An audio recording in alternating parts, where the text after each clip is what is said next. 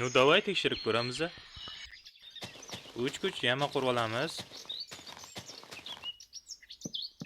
Keyin mana bu lisensiyalarni. Hop, bizga kerak bo'lib portion.